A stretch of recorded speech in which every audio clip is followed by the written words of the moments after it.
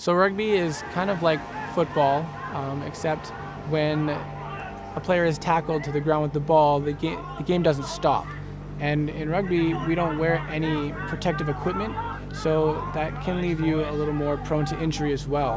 And when you're running, trying to get around somebody on the outside and they just grab onto your jersey and swing you around, it can leave you exposed to hitting other players or the ground quite hard. Unfortunately, our scrum half was hurt in the neck, so we had the ambulance come. There they go right over there. And we're back to game.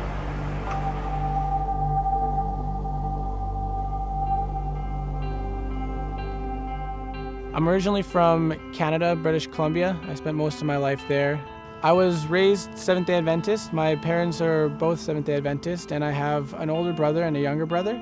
And I have a little sister who is actually adopted from China. I would never have imagined a better, more fitting sister for our family.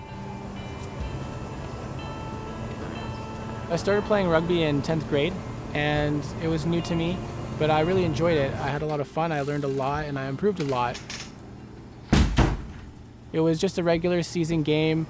We were playing a team from about 45 minutes away, and I was about halfway through the game, and I ended up breaking my neck. I was tackling somebody, and it turned into a maul where there was probably 3 or 4 people from each team just kind of pushing both directions, and those don't really move any direction, and they don't stay up for very long. Somebody ends up tripping on someone and the whole thing collapses. And the person I was tackling, his hips landed on my head, and everyone else kind of landed on him, bending my neck downwards, and it ended up making the 3rd and 5th anterior cervical vertebrae press in on the 4th one and crush it in half.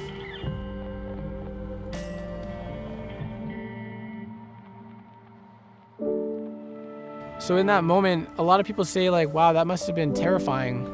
But when I think back to that time, I wasn't worried about what was happening or what was going on. It was actually a very oddly peaceful moment. And I don't really know how to explain that.